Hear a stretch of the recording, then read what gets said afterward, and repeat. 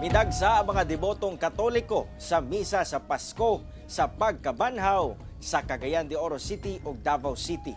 Aniya ang akong report.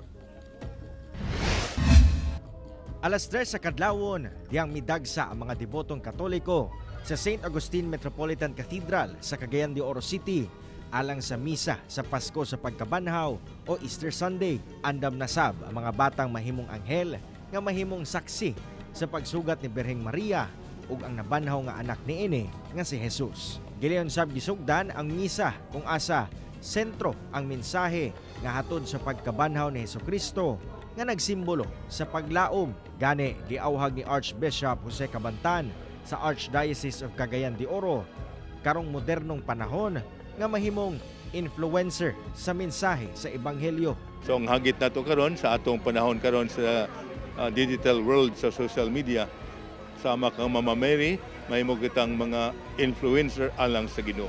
Gihisgutan sab niini ang unang millennial saint nga si Carlo Acutis. Sumala sa kapulisan, nagmalinawon ang pagpahigayon sa aktibidad. Sa Davao City, malipayong nanganta ang mga batang nagmalaanghel sa gipahigayon nga sugat sa San Pedro Cathedral sa Davao City. Gitanggal sa batang anghel ang itong nga belo ni Maria, isip simbolo sa pagtapos sa iyang kasubo. Sa mensahe ni Archbishop Romulo Valles sa Archdiocese of Davao, ang atong sana magdala nato sa kamatayon.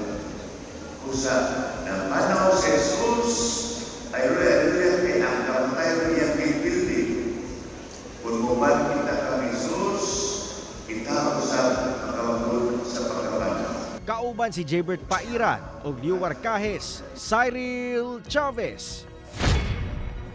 1 Mindanao.